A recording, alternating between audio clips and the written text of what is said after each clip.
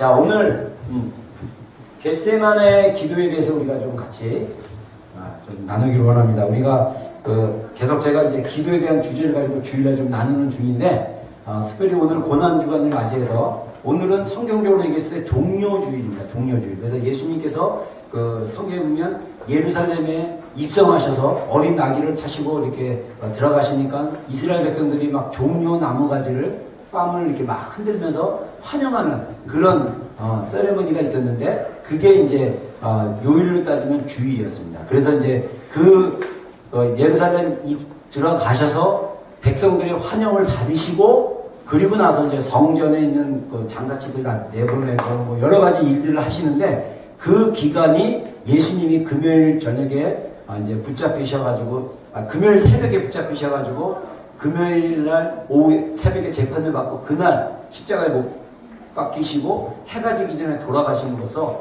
예수님께서 금요일 날 굿프라이데이, 우리가 지키는 굿프라이데이 옛날 해 지기 전에 무덤에 들어가시고, 그 다음에 금요일 토요일 지나가서 안식 후 첫날 예수님께서 부활하셨습니다. 그래서 우리가 부활주일 예배를 드리는 것입니다. 그래서 우리가 이런 성경적인 그런 순서가 있다는 걸 좀 감안하시고, 우리 예수님께서 십자가에 달려 돌아가실 때 잡혔던 장소가 겟세마네 동산, 가든 오브 겟세마네라고도 얘기하고 감난산이라고 얘기합니다. 그래서 올리브, 마운틴 오브 올리브라고도 얘기하는데, 그 감난산 안에 그 겟세마네라는 가든이 있어요. 제가 7년 전인가 예루살렘 갔을 때 지금 여기 예수님이 기도했던 장소로 정확하진 않지만 거의 성경자들이 추정하는 장소인데, 그게 바로 어디 옆에 있냐면요, 황금사원이라고 무슬림 사원 바로 옆에 있었어요. 근데 거기를 들어가려면 이 무슬림들이 자기네 사원을 출입구로 통제를 하거든요. 근데 이게 매일 들어가는 게 아니에요. 자기들이 며칠 동안 문을 닫아놓고 이 관광객들 못 들어오게 하고, 무슬림들만 가서 사원에 가서 예배하게 하거나 기도하게 하고, 이 관광객들, 이렇게 크리스찬 관광객들이나 카톨릭이나 뭐 유대인들은 이제 거기가 이제 솔로몬이 있었던 성전이라고 생각을 해서 하는데, 아무튼 재밌습니다. 그래서 거기 황금사원 옆쪽에 예수님께서 기도했던 그런 장소가 뭐 이런 얘기도 있고 그러는데, 아무튼 예수님께서 십자가에 달리시고 그 다음에 달리시기 전에 체포를 당하는데, 체포당했던 장소가 바로 요 기도 장소, 겟세마네 요 장소라고 보시면 됩니다. 자, 우리 마태복음 26장 36절로 45절 다 같이 한번 읽어보겠습니다. 시작.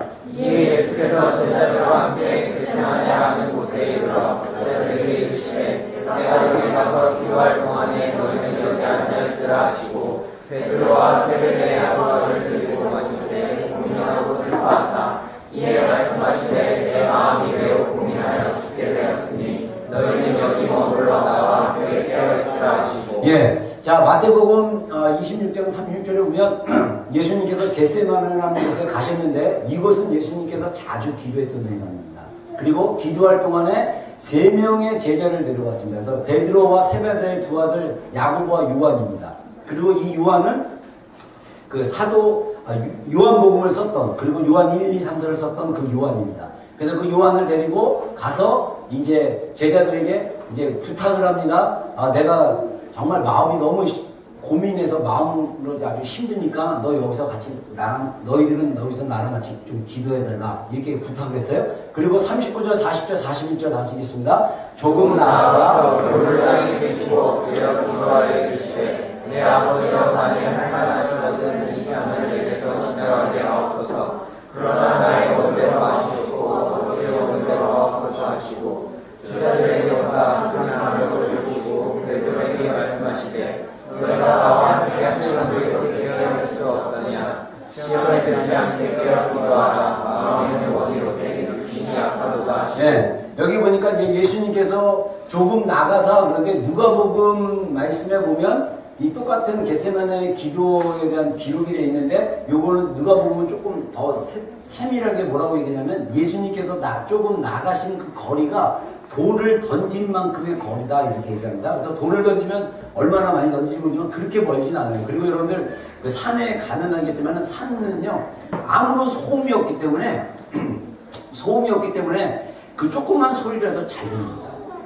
그래서 예수님이 저렇게 얼굴을 땅에 대시고 하나님한테 정말 간단하게 내 아버지여 만일 할만하시거든 이 잔을 내게서 옮기시옵소서 그러나 나의 원대로 마옵시고 아버지의 뜻대로 하옵소서. 이 잔은 뭐냐면 십자가를 받으라는, 그러니까 이 마치 그 죽음의 잔과 같은 거예요. 그러니까 반드시 죽어야 되는, 그래서 그 잔을 먹고 죽어야 되는 그런 죽음의 잔인데, 예수님이 이 십자가의 고통이 너무나 힘든 걸 아시고 하나님께 이거를 지나갈 수만 있다면 지나가게 해달라고. 그러나 예수님의 마음대로가 아니라 아버지의 원대로 하십시오. 아버지의 뜻대로 해주십시오. 라고 기도하는 것을 보고 있습니다. 그리고 한 번 기도하고 제자들에게 왔더니 제자들이 잤어요.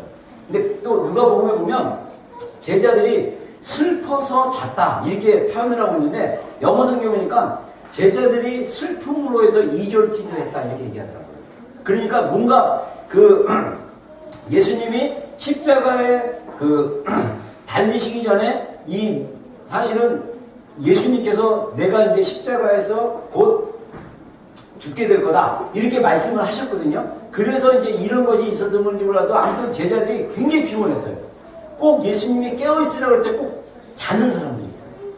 근데 우리도 마찬가지로 정말 우리가 깨어있어야 될 시기고 기도할 시기고 시즌인데 우리가 기도 못하고 졸거나 삶 때문에 내 개인적인 일 때문에 또 슬픔 때문에 잠을 잘 수 있다. 이 잠은 단순한 육체의 잠이 아니라 어떻게 보면 영적인 잠일 수도 있다는 거죠. 그래서 41절에 말하기를 시험에 들지 않도록 깨어 기도하라. 마음은 원이로되 육신이 약하도다. 자, 마음은 기도하고 싶은 마음이 있는 거예요. 근데 중요한 거는 뭐냐? 내 육신이나 내 힘이 기도할 힘이 없다는 거예요. 여러분들 우리가 살다 보면요. 이 혼과 영이 있는데 우리의 영은 정말 기도하고 싶어요. 근데 우리의 혼, 우리의 육신은 기도의 동기를 못 받는 거예요. 제가 어제 어떤 분이랑 교제를 했는데 저한테 어떤 그 사역자 메시지를 얘기하면서 그 얘기를 하더라고요.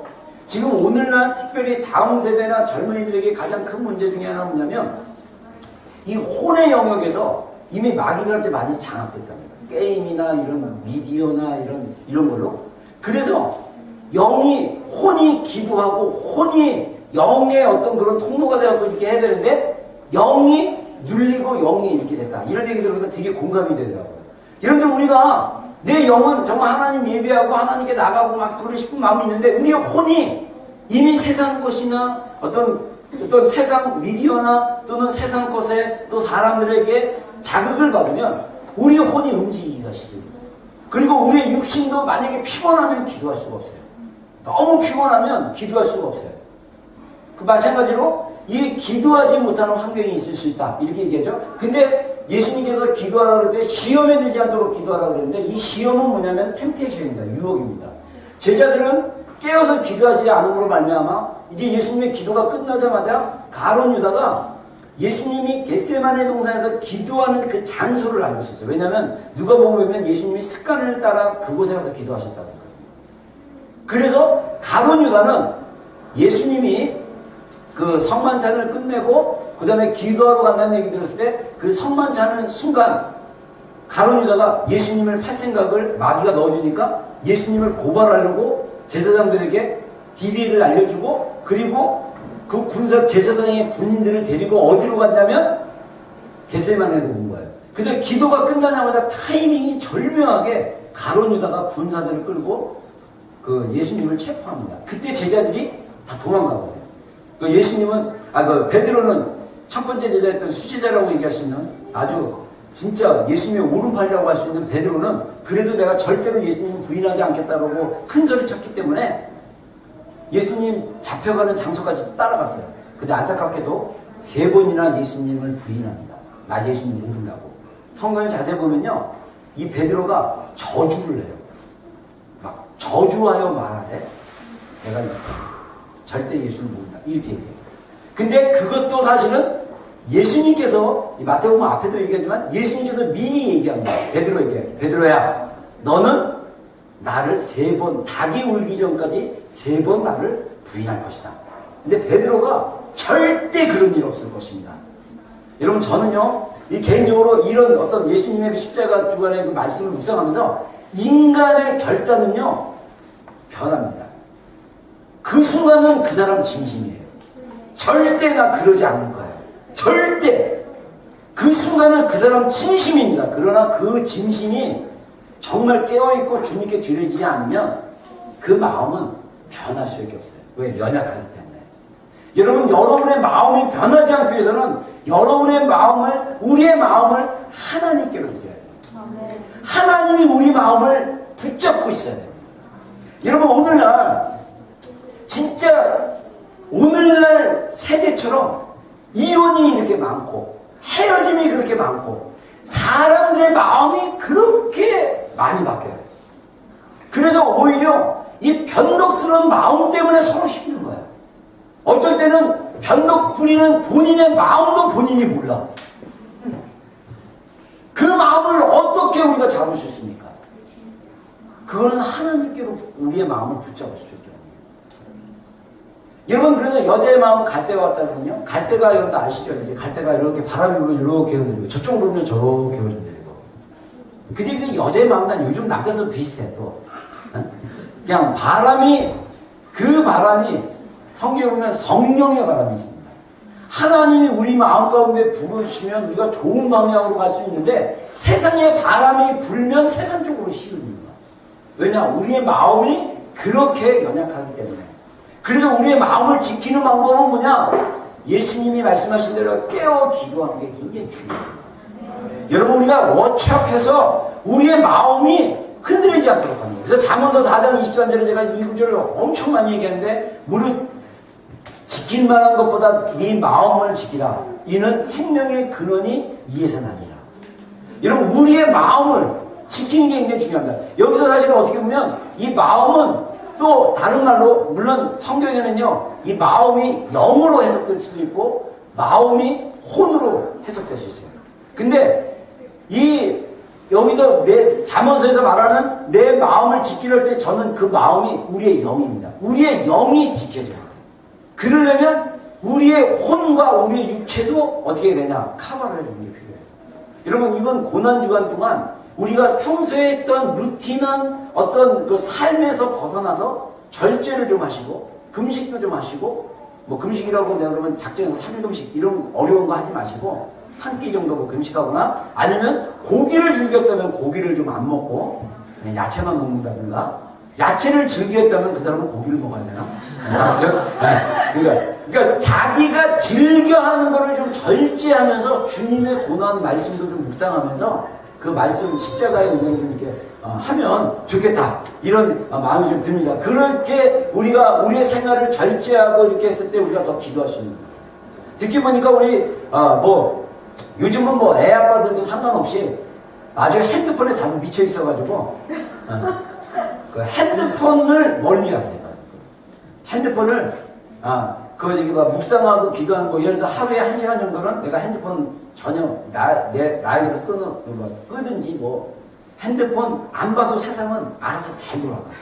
여러분이 본다고 세상이 뭐 어떻게 잘못되고 그런 거 아니니까, 그런 거에서 좀 뭐 하고, 뭐 나는 너무 페이스북에 중독돼 있고 뭐 채팅에 중독돼 있고 그러면 이런 것들 다 이렇게 좀 절제하시고, 그리고 더 하나님께 좀 집중하면서 기도하면서 자신을 이렇게 마음을 지키는 거, 이게 필요합니다. 한 주간 여러분들 이런 절기 때 이런 어떤 중요한 예수님께서 우리 가운데 행하시는 일이나 하나님께서 우리 가운데 행하시는 절기들을 우리가 잘 이렇게 묵상하고 하다 보면요, 성장하게 돼요. 제가 이제 올해 좀 이렇게 좀 우리 성경에 나와 있는 절기를 좀 따라가려고 하는데, 이 절기를 잘 따라갔을 때 그 시편의 말씀처럼 하나님께서 우리를 의의 길로 인도하신다. 그러니까 하나님의 의로움으로 인도한다는 것은 뭐냐면, 우리가 매일 의로운 행동을 선택하고 뭐 이런 것도 있지만, 하나님의 절기 때마다 하나님께서 우리에게 말씀하고자 하는 말씀을 묵상하고 그 말씀이 우리 마음 가운데 담아지고 그렇게 살아내기 시작하면 우리가 하나님의 의로운 가운데 들어가게 되고, 하나님이 의로운 것처럼 우리가 의롭고 하나님이 거룩한 것처럼 우리가 거룩해질 수 있다.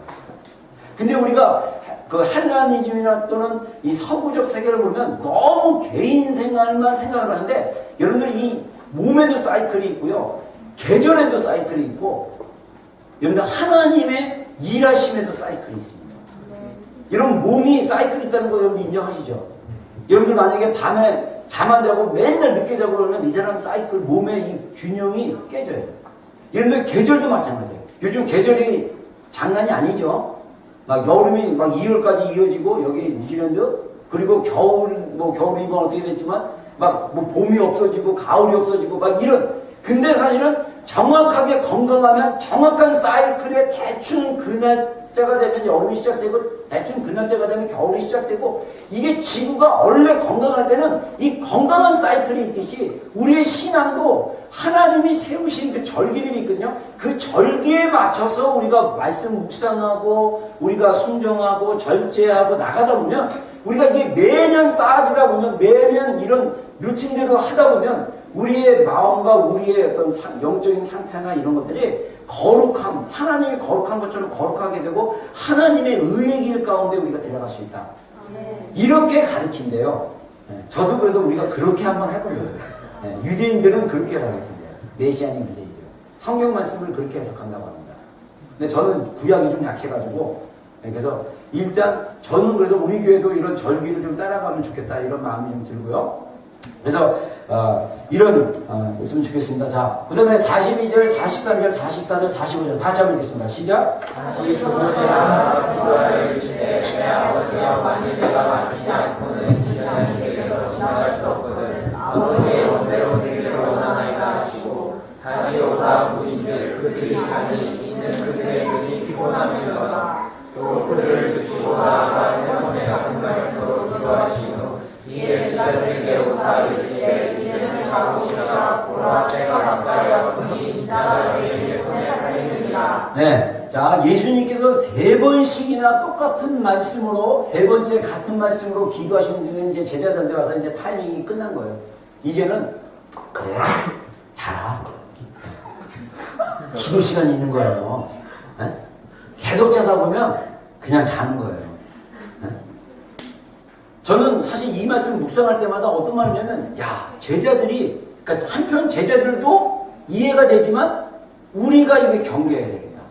정말 주님이 우리에게 깨어있으라고 할 때 우리가 깨어있어야 되는데 우리가 그러지 못한 거.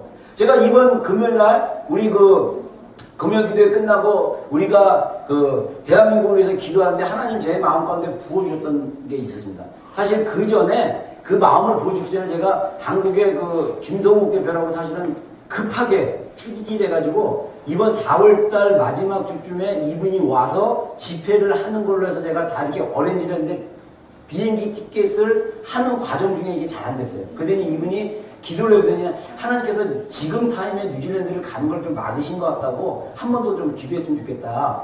그렇게 연락이 아침에 와가지고 금요일 아침에 왔나 그래가지고 제가 급하게 또 전화를 해가지고 한 30분 대화하는 김에 30분 쫙 대화를 하는데 제가 느꼈던 거는 지금 이제 대한민국 대선은 거의 이제 여러분들 희망이 거의 없어요.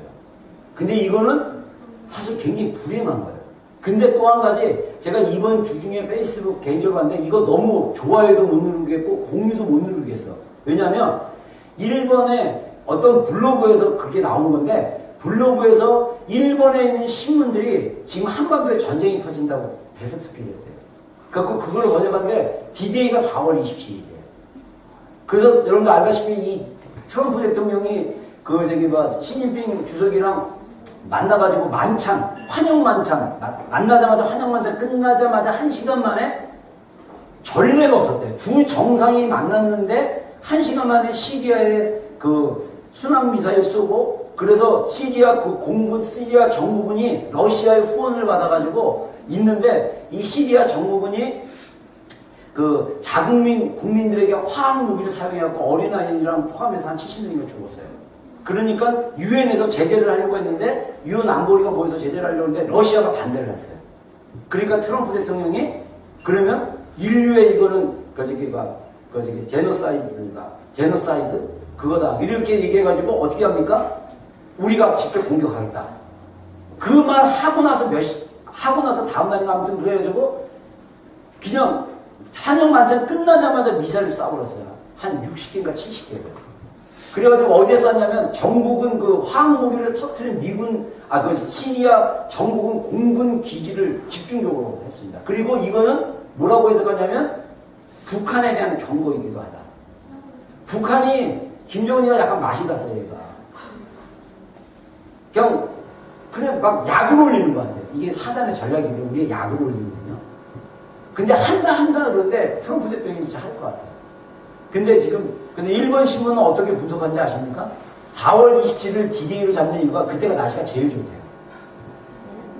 그리고 5월 9일날 대선이 있기 전에 좌파 정권이 들었으면 사드 배치라든가 이게 지금 급격히 북한과 친해지고 그래서 미국과 일본의 동맹이 깨지고 그러다 보면 어떤 문제가 되냐면 미국은요, 여러분들 우리나라도 마찬가지로 모든 국가는 자국의 이익을 우선으로 합니다. 미국은 트럼프 대통령이 왜 북한을 갖다가 북핵 만들지 말라고 그러고 이 장거리 미사일 만들지 말라는 이유가 뭐냐면 이 한반도 문제는 미국하고 연결됐어요. 그래서 6.25 전쟁이 끝난 다음에 사실은 북한에는요, 러시아 군대가 빠졌지만 북한하고 미군하고 지금 협상하는 거예요. 원래는 한반도 문제는. 왜냐? 우리나라가 전쟁이 끝난 상태예요. 끝난 게 아니라 휴전이에요, 휴전. 전쟁이 끝난 게 아니라 휴전하는 상태인데 그 대상자가 미국인 거예요. 근데 북한이 요구하는 게 뭐냐면 미군이 이 대한민국에서 철수하라는 거예요. 그러면 자기가 어떻게 하냐? 우리 공격해서 공산화시키려고.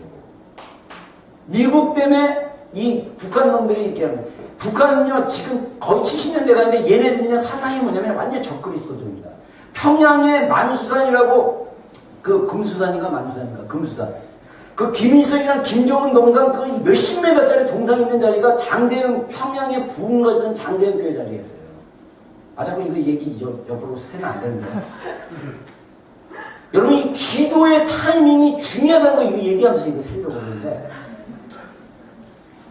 지금 사실 금요일날 제가 기도하는데 하나님 어떤 마음 부어주시냐면 한국교회가 기도를 안 한다. 이 시급한 시기에 교회들이 너무 기도를 안 하고 깨어있지는 않아요.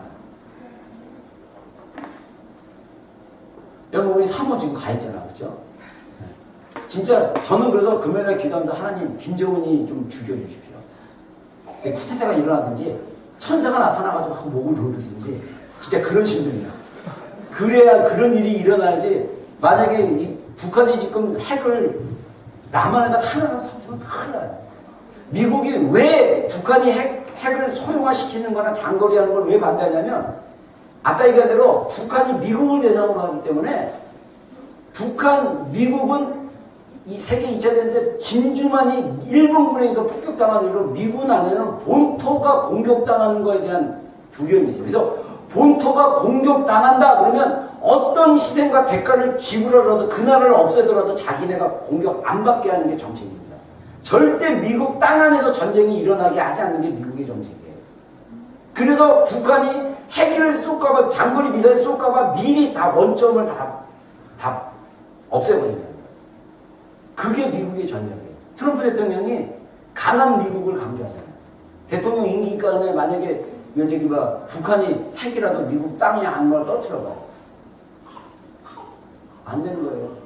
그래서 지금 사실 우리가 나라를 위해서 기도해야 된다. 그래서 제가 다음 주일날 우리가 그래서 이번 금요일날 기도하면서 하나님 주신 마음이 우리 교회라도 좀 21일 좀 단일 금식 기도식으로 다음 주일부터 해가지고 우리가 좀 릴레이로 좀 기도하고 그래서 제가 기도 제목 우리 나라와 민족을 위한 기도 제목 그다음에 우리 교회를 위한 것에서 몇 가지 기도 제목 기도 종이를 만들어가지고 우리 좀 기도하려고 우리 시간을 가지고 있어요.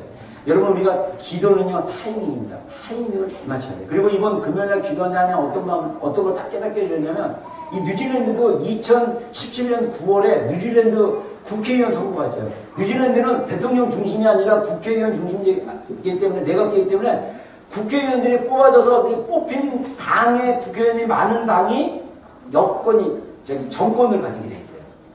그래서 우리가 이 뉴질랜드에 살고 있는 한 뉴질랜드를 위해서 기도해야 되는데 앞으로 이게 4년 국회가 4년인가 3년인가 그러는데 3년인가요? 네. 3년이죠. 네. 3년 동안 앞으로 뉴질랜드의 모든 정책이 누가 가버먼트가 되느냐에 따라 그 정책이 달라졌어요. 노동당, 국민당, 다른 당. 그래서 우리가 크리스찬들이 함께 기도하면서 그걸 좀 했으면 좋겠다. 그런 마음도 듭니다. 그래서 우리가 이번 9월 이 뉴질랜드 총선을 위해서도 우리가 좀 기도하고 또 이 투표에 대해서 어떻게 캠페인하고 그리고 기도하는 사람들을 좀 일으켜 세울까 이런 것들을 좀 고민할 필요가 있다 이런 생각이 좀 듭니다. 자, 그래서 우리가 여기서 나온 것처럼 기도의 타이밍이 끝나면 안 돼요. 때가 됐다는 거예요. 사실 이거를 위해서 예수님께서 깨어서 기도하라. 나와 함께 좀 기도할 수 없겠니라고 했는데 제자들은 페일했습니다. 마지막 때 우리가 좀 이렇게 페일 안 하기를 주님으로 축원합니다. 예수님이 깨어있으라 할 때 우리가 함께 깨어서 주님과 함께 기도하는 공동체가 되기를 소망합니다. 아멘. 자, 이 겟세마네의 기도는 뭐냐? 씨름하는 기도예요. 씨름하는 기도. 자, 우리 38절 본문 읽었지만 다시 한번 읽겠습니다. 시작. 네, 말씀하시기를 내 마음이 매우 고민하여 죽게 되었으니 너희는 여기 머물러 나와 함께 깨어 있으라 하시고. 자, 우리가 이 말씀 보면 여러분들 안에 이런 생각을 드실 수 있어요. 아니, 예수님은 하나님의 아들인데 무슨 마음이 이렇게 고민할 정도로, 이게 영어 성경에 보면 이 마음이 고민할 정도로 죽겠다니까 뭐냐면 죽음 직전까지 이 슬픔이 나를 압도했다. 내 마음, 소울, 내 감정과 내 이것을 압도했다. 그러니까 너가 나를 위해서 기도해달라 이렇게 얘기합니다. 여러분들 성경에 보면요, 히브리서에 보면 예수님은 어떤 분이냐? 우리와 똑같이 연약함을 경험하신 분이다. 이렇게 얘기합니다. 우리 한번 히브리서 4장 15절 다시 읽겠습니다. 시작. 우리에게 있는 대제사장은 우리의 연약함을 동정하지 못하는 이가 아니요 모든 일에 우리와 똑같이 시험을 받으시니 때문에 죄는 없으십니다. 자, 여러분들이 분명하게 신학적으로 건강한 교리는 뭐냐? 예수님은 100% 하나님이면서 100% 인간입니다. 근데 인간인데 단 한 가지 우리와 다른 점이 있다면 그분은 죄가 없으십니다. 그래서 예수님이 마리아의 몸을 빌려서 나오셨지만 성령에 의해서 잉태된 거예요. 초자이죠. 그러니까 성령님이 정말 여러분들 너무 신기하잖아요. 하나님이 뱃속에서 우리가 똑같이 10개월 계시는 거야. 그리고 우리와 똑같이 자라고 성장하고 우리와 똑같은 감정을 가지시고 우리와 똑같은 고민을 하시고 죄는 없으셔. 그럼 예수님이 자라는 동안 죄를 졌을까요? 안 졌을까요? 안 졌겠죠.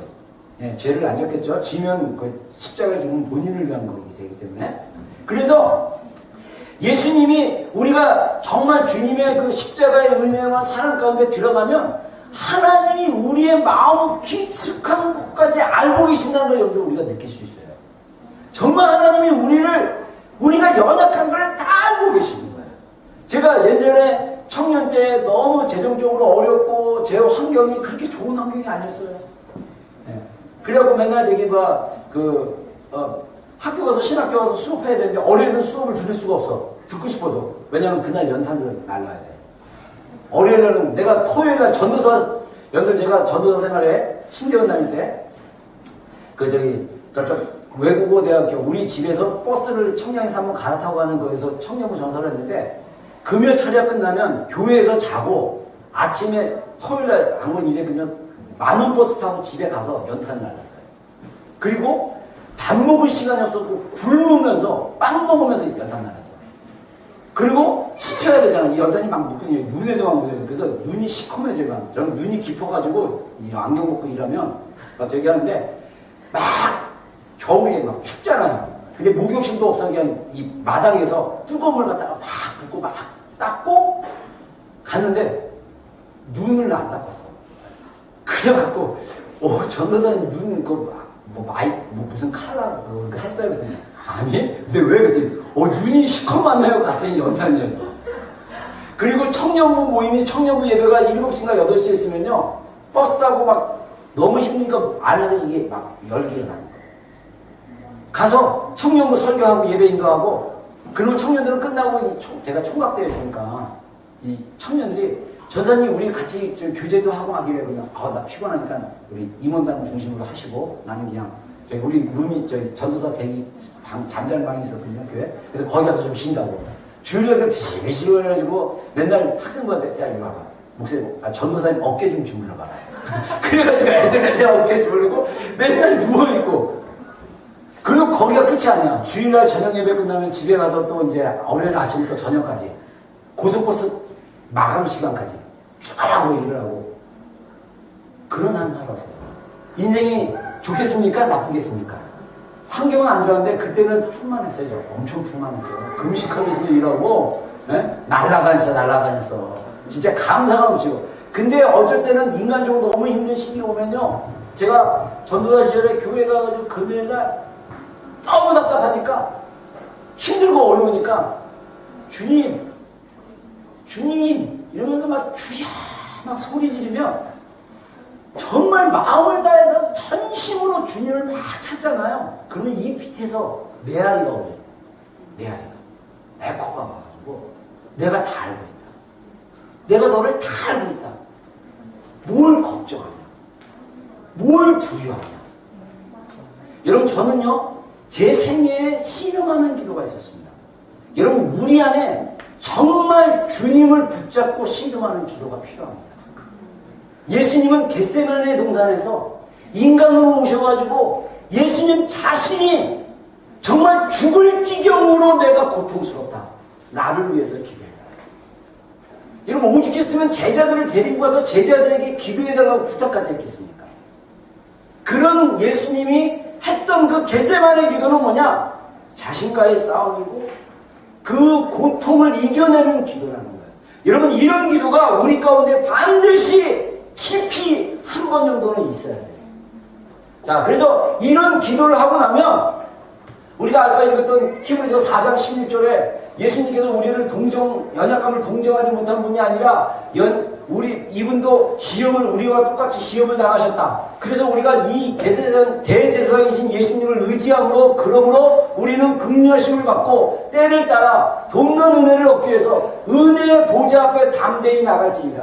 여러분, 이 겟세마네 씨름하는 그 기도는 뭐냐? 하나님의 그 은혜의 보좌, 이 하나님의 그 인재 안에, 하나님은요 은혜의 보좌가 뭐냐면 머시 오브 스론이에요. 여러분, 그레이스 오브 스론인데 구약성경에서는 머시, 긍휼하십니다. 저는 그 씨름하는 기도를 통해서 정말 제가 이 환도뼈가 부러지고, 그리고 하나님께 기도할 때 하나님의 그 놀라운 성품을 발견한 게 뭐냐면, 하나님은 나를 불쌍히 여기십니다. 하나님의 그 긍휼과 자비, 그 은혜는 상상을 초월합니다. 우리가 아는 그 이상의 것, 그거는 우리가 어떻게 경험할 수 있냐? 우리가 직접 기도로 들어가야 돼요. 직접 기도로 들어가서 하나님의 보좌 앞에 때를 따라 도우시는 그 하나님의 은혜를 깊이 경험하면 우리가 절대 하나님 배신할 수 없어요. 우리가 절대 어떤 일이든 하나님 원망하지 않고 하나님 은혜에 사모하고 은혜를 의지하고 100% 절대 믿음, 100% 절대 의지. 할렐루야. 아멘. 이 신앙이 돼요. 이게 어떻게 가능하냐? 신음하는 그 기도를 해야 돼요. 하나님의 존재는. 예수님이 그렇게 기도하셨다는 거예요. 그래서 예수님이 기도했던 그 기도, 신음하는 기도가 어떤 기도입니까? 이 히브리서 말씀입니다. 같이 한번 읽겠습니다. 시작. 그는 육체에 계실 때 자비를 주문해서 능히 구원하시기 위해 심한 공고가 눈물로 강구와 소원을 올렸고 그의 경건하심으로 말미암아 들으심을 얻었느니라. 예, 자, 여기서 들으심을 얻고 그가 아들이시면서 받으실 고난으로 순종을 배웠다, 이렇게 얘기하는데, 여기서 사실 어떻게 보면요, 예수님께 그 경건함으로 하나님, 예수님이 유체로 계실 때 자기를 죽음에서 능히 구원하실 하나님께 심한 통곡과 눈물로 간구와 소원을 배웠다는 거예요. 예수님이 할 거 다 했다는 거예요. 근데 결국은 그의 경건하심으로 말미암아 들으심을 얻느니라. 예수님의 뜻이 전달된 게 아니라 하나님 아버지의 뜻에 예수님이 수목합니다. 그래서 영어 성경에 보니까 이 서브미션이 뭐냐면 항복하는 거. 여러분들, 우리가 이 씨름하는 기도의 결과는 뭐냐면 우리가 하나님께 항복해요. 내가 살아있으면 안 되는 거예요. 내가 하나님 앞에 항복을 한번 해본 적이 있어야 돼.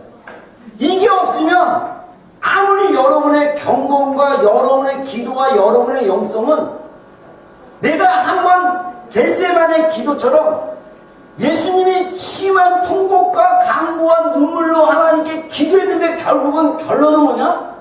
하나님 앞에 항복했다. 그게 이제 자기의 뜻이 아닌 아버지의 뜻에 순복하는 그런 기도이기도 하지만, 예수님의 그런 기도, 여러분 젊었을 때 빨리 이런 기도 하세요. 하나님 앞에 씨름하세요.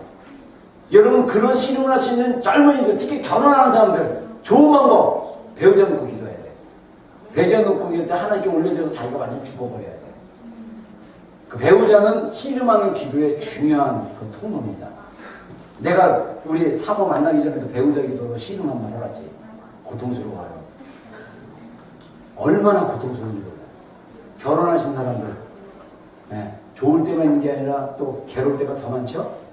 그 괴로움을 이기는, 반드시 가볍게 이길 수 있는 방법, 정말 결혼 생활에 변화를 가져올 수 있는 방법, 씨름하는 기도를 통해서 내가 한번 하나님 앞에 완전히 예수님처럼 철저하게 항복해 보셔야 돼요. 여러분, 우리가 그래서 올해 우리 비전교회 말씀이 갈라디아서 2장 20절 말씀이잖아요. 그리스도와 함께 내가 십자가에 못 박혔다. 내가 죽는 거예요. 그래서 이제는 내가 산 것이 아니라 내 안에 그리스도께서 사신 것이다. 할렐루야. 아멘. 내가 한번 정말 주님은 겟세마네 동산에서 이 마음이 벌써 한번 죽으시고 그 다음에 골고다 언덕에서 육신의 죽음을 경험하세요. 여러분, 우리의 마음이 한번 자아가 완전히 하나님 앞에 항복하는 기도, 그 기도를 위해서 씨름한다는 거예요. 씨름. 레슬링처럼 씨름하는 거예요. 심한 통곡과 간구. 성경에 보면요, 예수님이 어떻게 기도했냐면 진짜 그냥 막 땀방울에 핏방울이 되도록 기도했다. 여러분, 저는요 이거 묵상하면서 예수님처럼 씨름했던 사람이 어디 있을까 이렇게 묵상하는데 야곱이 생각났어요. 야곱. 자, 야곱이 어떻게 기도했습니까?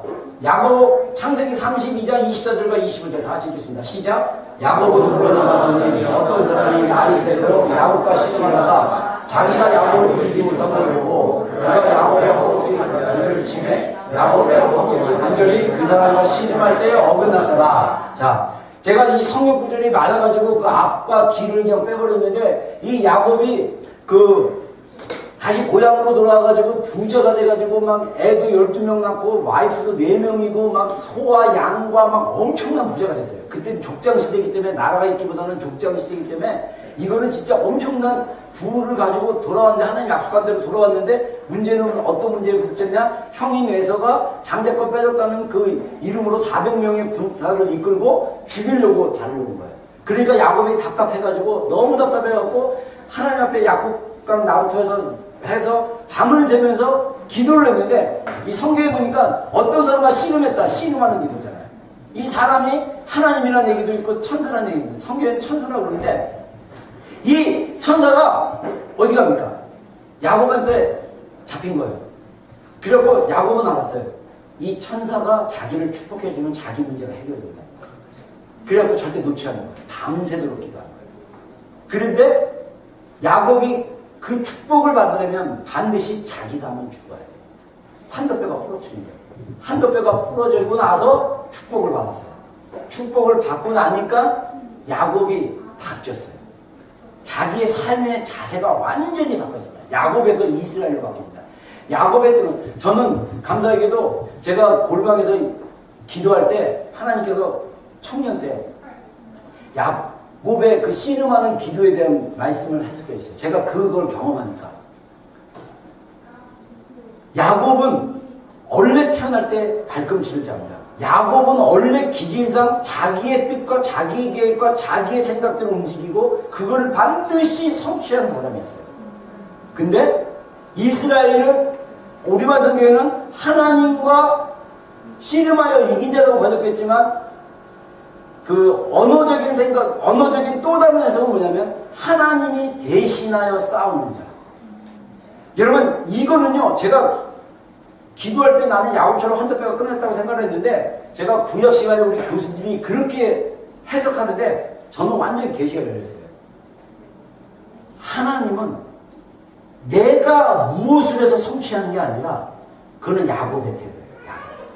내가 장제권 받아야 되잖아. 그러면 형이 사냥 나갔다? 엄마가 같이 공모해가지고, 야, 배고프겠지?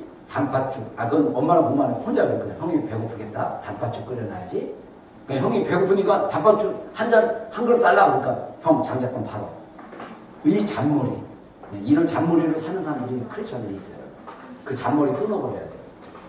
하나님을 의지해야 돼요. 네? 야곱은 그렇게 살았어요. 속이고 예측하고 자기 힘으로. 근데 한도뼈 끊어지니까 그다음부터 어떻게 됩니까? 하나님이잖아요. 하나님이 대신하여 싸워주십시오. 여러분 우리 인생도 마찬가지예요. 하나님이 대신 싸우는 인생이 되기를 주의 이름으로 축원합니다.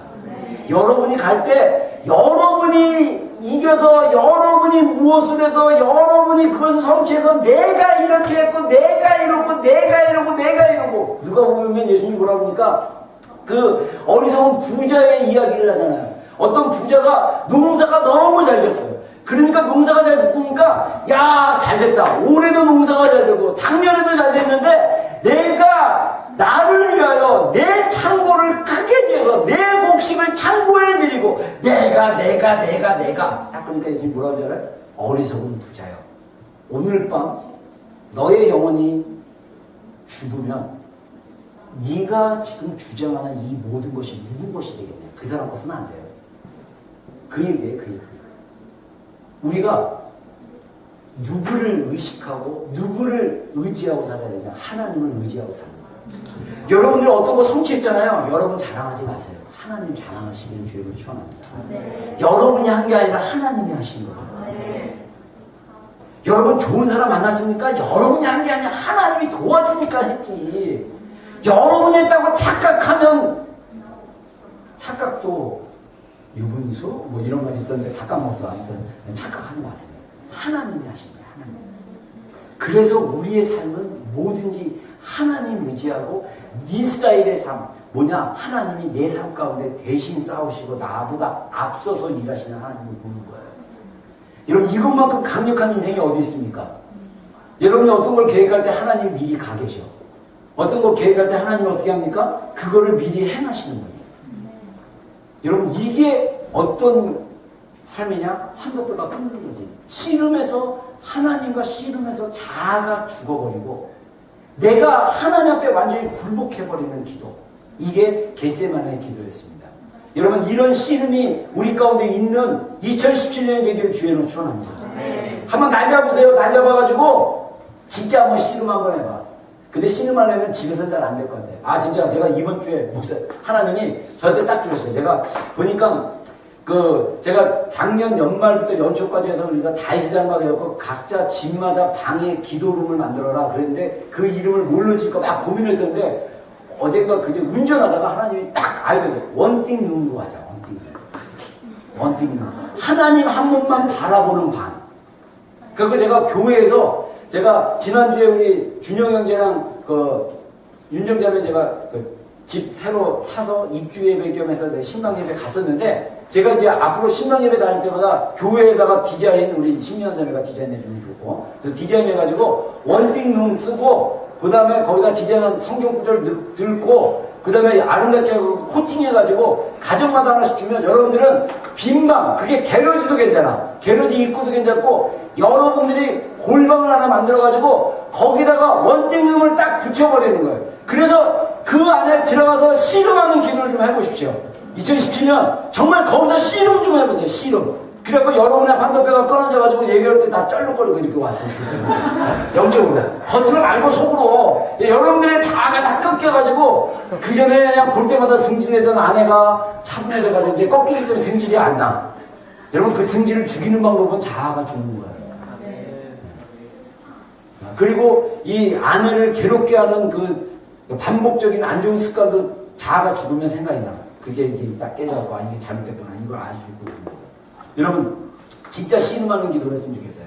그리고 이 겟세마네 기도는 아버지의 뜻을 구하는 기도였습니다. 우리가 아까 읽었던 본문이지만 39절 40절 다 같이 한번 읽겠습니다. 시작. 나와서 얼굴을 땅에 계시고 이런 기도하여 주시되 내 아버지여 만일 하나님께서는 자녀에게서 시작하게 하옵소서. 그러나 나의 원대로 하시고 아버지의 원대로 하옵소서 하시고 제자들에게 하는 것을 보시고 그들에게 말씀하시되 너희가 나와 함께 하시기를 이렇게 하실 수 없느냐. 예, 자 여러분 이게 굉장히 왜 우리가 아버지의 뜻을 구하는 기도가 겟세마네 기도라면 예수님께서 씨름하셨잖아요. 내 마음이 너무나 좋을 것 같다. 그러면서 기도했는데 그 기도 내용은 뭐냐면 자신의 솔직한 마음을 고백하셨어요.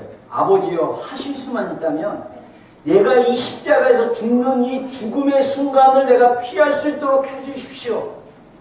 여러분, 우리가 하나님한테 기도할 때는요, 우리의 솔직한 마음을 얘기하는 거 정말 필요해요. 그러나 반드시, 여러분, 그러나 내 원대로 마옵시고, 내 뜻대로 마옵시고, 아버지 뜻대로 하시기 원합니다. 그 얘기는 뭡니까? 하나님이 결정하신 대로 제가 따르겠습니다. 여러분, 우리가 결혼 관계에 있어서, 여러분들이 결혼하기 전에, 결혼했어도 괜찮으니까, 결혼하기 전에 또는 결혼하고 나서 여러분들 자아가 여러분 자신을 위한 것이 아니라 하나님을 위한 거로 완전히 굴복하게 되면 여러분들 결혼 생활의 태도가 달라져요. 진짜 하나님이 그렇게 내 뜻이 아닌 아버지의 뜻. 여러분, 우리 인간의 뜻은 얼마나 이기적입니까? 인간은 자기 중심으로 생각할 수밖에 없어요. 예수님도 너무나 그 십자가의 고통이 너무나 괴롭기 때문에 그 괴로움을 너무나 아시기 때문에 피할 수만 있다면 피하고 싶었던 거예요. 그러나 하나님께서 아버지의 뜻대로 이렇게 하시죠. 성경에 보면요, 예수님이 어떻게 기도합니까? 한번 읽어보겠습니다. 누가복음 22장이 나왔습니다. 시작. 천사가 하늘로부터 예수의 하나님을 나아가 예수께서 입술로에서 더욱 간절히 기도하시니 땅에 떨어지는 핏방울 같이 되더라. 아버지의 뜻을 구하는 거는요, 쉬운 기도가 아니에요. 자기 뜻을 내려놔야 되죠. 그래서 땅방울이 핏방울이 되도록 기도하셨고, 제자가 못 도와주니까 천사가 나타나서 도와주잖아. 저는 그렇게 생각해요. 천사가 어떻게 도와줬을까? 어떻게 도와줬을까? 여러분의 개인 묵상에 맡기겠습니다. 근데 저는 개인적으로 이렇게 생각해요. 천사가 예수님 힘내십시오. 예수님 막 옆에서 치유해 줄 것 같아요. 그게 막 이러지 않았을까? 그냥 개인적인 묵상입니다. 근데 저 성경에 보면, 창세기도 보면요, 이 야곱의 기도에서도 보면 이 씨름했던 천사가 나를 세려하니 나로 가게 하라 할 때 야곱이 당신에게 내게 축복하지 않냐면 가게 하지 아니하겠나이다 이렇게 얘기하는데, 이 야곱이 깨달은 게 뭐냐면, 내가 이 어려운 환경이 축복을 받지 않으면 해결할 수 없다는 걸 알았어요. 여러분, 어떤 문제도 하나님의 축복을 받아야 되고 하나님의 뜻대로 이루어져야 됩니다. 할렐루야. 우리가 기도하다 보면 잘못 생각하면 자꾸 내 뜻을 이루려고 하는데 아니에요. 하나님의 뜻을 우리를 통해서 하나님 이루시기 원하십니다. 아멘. 여러분, 이게 굉장히 중요한 원리입니다.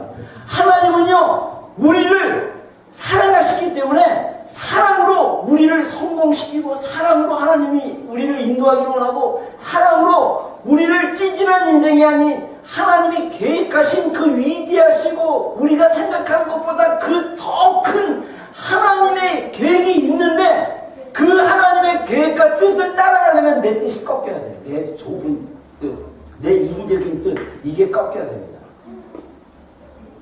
여러분, 저는요, 아까도 그 김성태 대표 얘기를 했지만, 저는 청년 때 우리 한국적인 청년의 분위기가 그랬어요. 어떤 분위기냐면, 그때 당시에는 전두환, 노태우 군 장교 출신인 분들이 대통령이 되다 보니까 우리 민족에게 필요한 게 민주화였어요. 민주화. 대통령이 아닌, 군인이 아닌 민간인이 대통령 되는 게 우리 현대사에서 그 박정희 대통령 이래로 전두환 이래가지고 그런 민주화를 이루는 게 꿈이라서 제가 청년 때 나라를 위해서 기도하고 막 그랬어요. 그리고 데모도 하고. 근데 교회, 우리 민족의 그 역사를 볼 때 우리 민족에는요, 제가 청년 때 배운 건 뭐냐면, 우리가 처음 신앙했을 때 처음 우리나라에 복음이 들어온 게 일제시대였기 때문에 일본이 우리나라를 빼앗은 상태예요. 그래서 우리 믿음의 아버지들은, 처음 예수님 믿었던, 성서를 통해서 예수님 믿었던 믿음의 아버지들은 어떻게 믿었냐면, 하나님이 이스라엘 백성들을 일본의 그 통제로부터 출애굽하듯이 우리 민족을 출애굽시킬 거라고 믿었어요. 그래서 우리 민족을 영적 이스라엘로 아예 그냥 계시로 받은 거야. 그래서 우리 민족은 일제 압제와 시스템과 그 통치로부터 벗어나게 해주십시오. 그러면 우리가 제2의 영적 이스라엘에서 하나님을 섬기는 제사장 나라가 되겠습니다.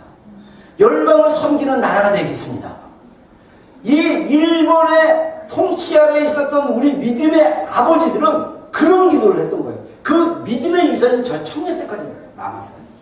그래서 저도 기도할 때 아무튼 들은 게 있어가지고 뭐 기도하면 막 그런 기도만 하니까 저도 막 기도하는 게 그거예요. 나라 민족에서. 하나님 우리 민족이 통일을 이루어서 이스라엘의 제2의 영적 이스라엘에서 제사장 나가서 열방을 섬기고 열방 가운데 복음을 전하는 그런 민족이 되게 해주십시오. 이런 기도를 엄청 했어요. 청년 때 못 모르고. 근데 지나고 나니까 이게 우리의 소명인 거예요. 여러분 제가 간증한 거 기억나죠? 제가 하늘산에서 하나님 만나고 딱 나니까 안 나고 나서 내가 하나님께 그런 물어봤어요. 하나님 하필이면 내가 왜 1965년도에 태어났나요? 하필이면 제가 왜 분단된 이 남한 땅에서 태어났나요? 그때 하나님 저한테 말씀하시기를 너는 통일을 이루는 세대가 될 것이다. 할렐루야. 아멘. 여러분 분명히 얘기하지만 여러분의 개인적인 삶은 정치적으로 문화적으로 모든 게 다 연결되어 있어요. 만약에 뉴질랜드가 공산화되면 여러분들은 공산주의 정권 아래에 있는 거예요. 우리 개인의 삶은 절대 개인의 혼자의 삶이 아닙니다. 정치, 그 나라의 모든 것과 다 연결되어 있어요. 그래서 우리는 항상 기도할 때 우리가 살고 있는 곳이 우리가 하나님의 뜻이 이루어질 수 있도록 기도를 해야 되는 거죠. 여러분 만약에 그걸 꿈꿔보는 거예요. 우리 교회가 단순히 우리가 하나님 축복해줄까 여러분들 맨날 모여가지고 하나님 축복했어. 그래 축복했어. 너 잘 먹고 잘 사는구나. 나도 저렇게 잘 먹고 잘 살아야지. 이런 식의 교회가 되어버리면 이거는 50%의 교회밖에 안 돼요. 교회 하나님이 우리를 부르셨다면 하나님 나를 통해서 어떤 일을 행하시기를 원하십니까? 하나님 나를 통해서 어떤 뜻이 이루어지기를 원하십니까? 그래서 여러분들 선교지에 부르심이 있으면 선교지 나가고 북한에 대한 부르심이 있으면 북한에 나가고 나는 뉴질랜드 정치계에 부르심이 있습니다. 정치계로 나가주세요. 그래서 정치계에서 하나님의 공의와 하나님의 의로움이 법으로 제정될 수 있도록 그 정치계에 일하는 거예요. 나는 학교에서 아이들을 가르치면서 아이들에게 복음을 전하고 아이들이 하나님의 그 착각, 하나님의 선하심과 그 의로움을 애들에게 어렸을 때부터 교사로서 내가 가르쳤다. 그 분야에서 가르치는 거예요. 근데 단순히 그 학교의 선생님으로 머물지 않고 더 나가서 교사로서 이 뉴질랜드 교육법이 하나님의 법과 진리의 기준으로 올바른 교육법이 될 수 있도록 어떻게 합니까? 그 법의 교육법 제정을 할 수 있도록 더 정치적으로도 관심 갖고 기도하고 행동해서 나가는 거. 이게 사실 크리스천 라이프가 되어 있어요. 근데요, 대한민국은요, 이 주체사상파들이 그걸 다 해버렸어요. 정교조 집주에, 정교조 가가지고 그렇게 가르쳤죠. 이 국회에 들어가 있죠. 법원 들어가 있죠. 모든 영역에 그런 영역으로 다 들어가 있다는 거예요. 여러분, 정말 우리의 그 예수님께서 아버지의 뜻을 구하면서 힘들게 애쓰고 기도해서 하나님의 뜻대로 순종했잖아요. 마찬가지로 우리도 씨름하며 겟세마네의 기도처럼 기도하면서 여러분 인생을 향한 하나님의 뜻이 좀 보였으면 좋겠습니다. 할렐루야. 저는요, 우리 교회가 엄청난 잠재력이 가진 교회라고 저는 확신하고 있습니다. 우리 교회를 향한 하나님의 뜻이 크다고 생각합니다. 저는 하나님 나에게 주신 이 교회에 대한 오클랜드 비전 교회를 향한 이 비전이 여러분들이 기도하면서 씨름하면서 하나님의 비전으로 함께 공유되기를 주여는 축원합니다. 여러분들이 그냥 제3자가 되거나 그냥 목사님 비전 받았는데 내가 그냥 도와드려야지. 이 수준이 아니라 여러분의 비전이 돼야 돼요. 나의 비전은 하나님께 받은 비전은 그냥 여러분들을 다 사역자로 만드는 거예요. 하나님의 나라를 위해서 여러분들이 사역할 분야가 너무나 많고 진짜 이거 다 얘기하면 또 얘기 길어져. 오늘 왜 이렇게 자꾸 얘기입니다. 네, 진짜 괴롭습니다. 자, 마지막으로 다윗의 기도에 대한 얘기를 나누겠습니다. 한번 보겠습니다. 자, 우리 한번 해봅시다. 시작. 그의 신하들이 그에게 아내가 살았을 때는 그를 위하여 금식하고 오시더니 죽으면 일어나서 잡수시니 이 없이 되리까 하니 이래 아이가 살았을 때 내가 금식하고 이것은 혹시 여호와께서 나를 불쌍히 여기사 아이를 살려주시는지 누가 알까 생각하느냐. 지금은 죽었으니 내가 어찌 금식하랴. 내가 다시 돌아올 수 있느냐. 나는 그에게로 가거나 그는 내게로 돌아오지 아니하리라 하십니다. 여러분, 이 다윗이 위대한 게 그 하나님의 뜻에 딱 굴복해버린 거예요. 원래 다윗이 사무엘하 2장 12절은 어떤 내용이냐면 다윗이 바세바랑 간음을 해가지고 동침을 했는데 애가 생겨버렸네. 그러니까 애가 생겼으니까 다윗이 자기가 가늠한 걸 감추기 위해서 바세바는 원래 군인의 와이프였습니다. 그래서 그 아무튼 그렇게 하다가 나중에 결국은 바세바의 남편까지 죽게 해요. 자기 죄를 숨기기 위해서. 그래서 하나님이 선지자 나단을 통해서 다윗의 죄를 분명하게 지적하고 다윗은 그 죄로 말미암아 다윗 가문 안에 칼이 들어와서 이 다윗 가문은 계속 반란과 죽음의 그런 가문이 되어버렸어요. 그건 하나님이 다윗에게 세운 그 축복을 다윗이 잘못했기 때문에 그 벌로 받은 거예요. 근데 다윗이 이 바세바 자기가 동침해서 나는 아기는 불쌍하잖아요. 그래서 아기를 위해서 금식으로 2일 동안 7일 동안 물도 마시지 않고 음식도 안 먹고 성전에 엎드려가지고 하나님 앞에 기도했습니다. 근데 신하들이 너무 왕이 그 아이를 위해서 기도하니까 너무 마음에 부담이 된 거예요. 근데 아이가 죽어버렸어요. 일주일 만에. 근데 그 나쁜 소식을 잘못 전했다가 왕이 화나면요, 너 나쁜 소식 전했다 죽여버려. 이럴 수 있거든요. 그때 당시 권력이. 근데 신하들이 무서워가지고 뒤에서 수근수근 거렸어요. 야, 이거 어떡하지? 막 이랬는데 다윗이 기도하다가 신하들의 수근거리는 소리를 듣고 아이가 죽었느냐? 그랬더니 예, 죽었습니다. 그래? 씻을 물을 가지고 와라. 세수도 안 하고 일주일 동안 기도한 거예요. 씻을 물 갖고 오고 음식도 갖고 와라. 그런 거예요. 그랬더니 신하들이 아니 아이가 살아있을 때는 그 아이를 위해서 금식하고 울고 막 기도하는데 왜 죽은 애는 음식을 잡수시고 일어납니까? 이렇게 얘기했더니 내가 아이가 살아있는 동안에는 하나님께서 혹시 불쌍히 여겨갖고 그 아이를 살려준다고 내가 기도했지만 아이가 이미 죽었는데 내가 더 이상 어떻게 할 수 있겠느냐. 아이는 하나님께로 갔다. 여러분 이거는 다윗이 이게 단순한 기도가 아니라 다윗이 하나님의 주권 아래 자기를 철저히 죽이고 포기하는 기도예요. 여러분 우리가 그런 기도를 경험해야 돼요. 나는 이거 이 문제 반드시 해결되는데 하나님 그걸 그냥 허락 안 하셔서. 그러면 왜 하나님 이거 허락 안 하세요? 막 짜증낼 필요 없어. 하나님은 저는요 이게 또 번호한 거는 이 사무엘 하 12장 23절 뒤에 가면요 다윗이 아이 죽었잖아요. 그래서 바세바를 위로한다고 바세바랑 같이 잠을 잤어요. 근데 그때 임신한 아이가 누구냐? 솔로몬입니다. 그리고 그 아이의 태명이 뭐냐면 여호디아라고 그래가지고 하나님의 기쁨, 하나님의 선물 그런 뜻이 있어요. 하나님의 선물로 주신 거예요.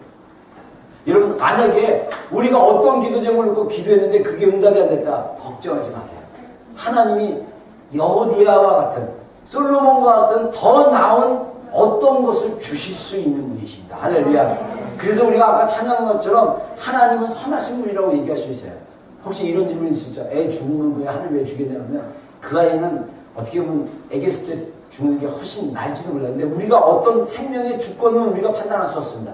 하나님이 하십니다. 할렐루야. 네. 하나님이 하시기 때문에 하나님이 하신 거에 대해서 여러분들이 인정하시고 하나님이 중요한 거는 하나님이 하나님의 뜻을 구하는 자에게 반드시 그 하나님의 뜻을 우리를 통해서 하나님 자신의 뜻을 이룬다는 거예요. 하나님이 우리 민족을 정말 영적인 이스라엘처럼 열방을 섬기는 민족으로 사용하기로 하셨어요. 이거는 우리 믿음의 선조들이 믿음의 아버지들이 기도하면서 계획을 받은 거예요. 마찬가지로 우리 인생이 여러분들이 생각하는 여러분의 뜻을 넘어서는 아버지의 뜻이 있습니다. 그 아버지의 뜻을 구하는 여러분들이 되기를 주의 이름으로 축원합니다. 그래서 하나님께서 아버지의 그 뜻을 통해서 여러분을 사용하시고 하나님의 그 놀라운 일을 일으키신다는 거예요.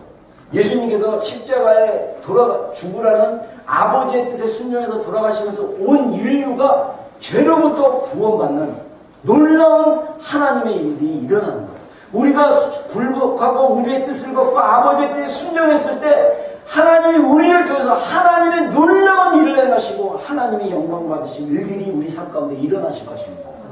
이게 말씀하는 거예요. 자, 그래서 우리가 예수님을 따르는 길은 뭐냐? 십자가를 지고 자기를 부인하는 거예요. 자, 한번 읽어보겠습니다. 시작. 또 무리 이르시되 아무든지 나를 따르면 자기를 부인하고 날마다 제 십자가를 지고 가십니다. 누구든지 제 목숨을 구원하고자 하면 이룬 것이고 누구든지 나를 위하여 제 목숨을 잃으면 구원합니다. 할렐루야. 목사님이 청년 때 기도하면서 내 환도뼈가 꺾여졌을 때 주신 말씀이 이거예요. 너는 너의 십자가를, 자기 십자가를 지고 너의 십자가를 지고 나를 쫓아라. 너를 부인하라. 하나님 예수님을 따르는 길은 뭐냐면 내가 죽고자 할 때 주님이 나를 구원하신다는 거예요.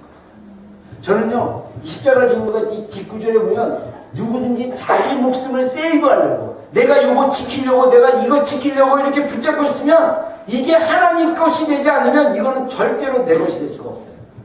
내가 이것을 하나님을 위해서 드려버리면, 내가 이것을 하나님을 위해서 놓아버리면 하나님은 이것을 내 것으로 만드시는 겁니다.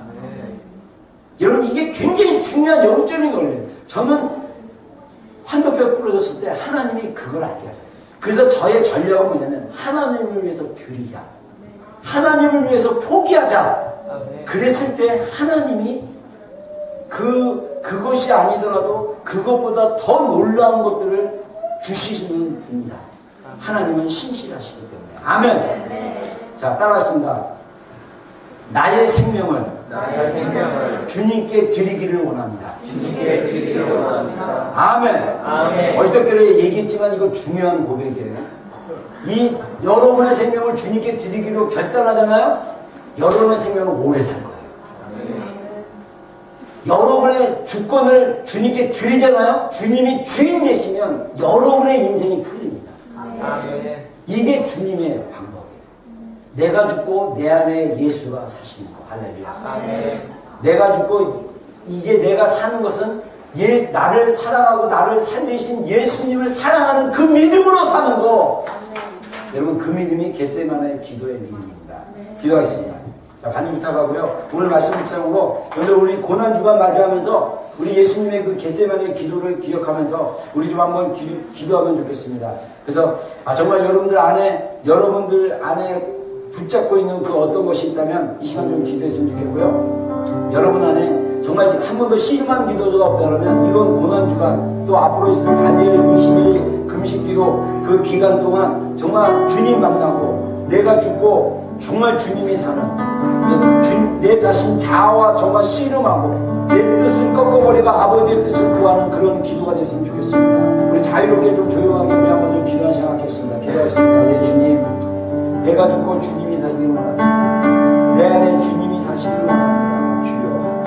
주여 주님 기뻐하는 인생들 되게 해주십시오. 주님 겟세마네 기도처럼 주님 우리 자아를 놓고 우리 하나님 자신을 놓고 주님 앞에 항복하는 그런 신음하는 기도를 하는 자들 되게 해주십시오. 주님을 더 찾아가는 자들 되게 해주십시오. 주님을 만나는 자들 되게 해주십시오. 주님의 은혜 안에 머무는 자들 되게 해주십시오. 주님 은혜를 베풀어 주십시오. 주님 역사하여 주십시오. 네 주님, 제가 기도하겠습니다. 하나님, 우리 공동체 모든 지체들이 다 각자 우리 영적인 환도뼈가 부러진 자들이 되게 하여 주시옵소서. 우리의 생애 가운데 야곱과 나루토의 야곱의 기도처럼 우리가 주님, 우리 자아가 죽고 내 안에 주님이 사신, 내가 내 힘으로 사는 것이 아니라 하나님께서 나를 대신하여 싸우시고 일하시는 것을 목격하고 따라갈 수 있는 하나님 그런 기도의 소유자가 되게 해주십시오. 주님, 예수님이 겟세마네 동산에서 자기를 죽이고 자기의 뜻을 꺾고 아버지의 뜻을 구했던 것처럼 주님, 우리가 하나님의 뜻을 따라 사는 인생이 되게 해주시고 하나님의 뜻이 우리 인생을 통해서 펼쳐짐으로 하나님이 우리를 높이시고 우리를 하나님 사용하시고 우리를 축복하심으로 말미암아 우리 인생이 정말 그 어느 인생보다 즐겁고 기쁘고 감사하고 영향을 미칠 수 있는 그런 인생 될 수 있는 복된 성도들 되게 하여 주시옵소서. 예수님의 이름으로 기도했습니다. 아멘. 아멘. 다 같이 일어나서 우리 마지막 찬양 부르고 우리 축복드리겠습니다.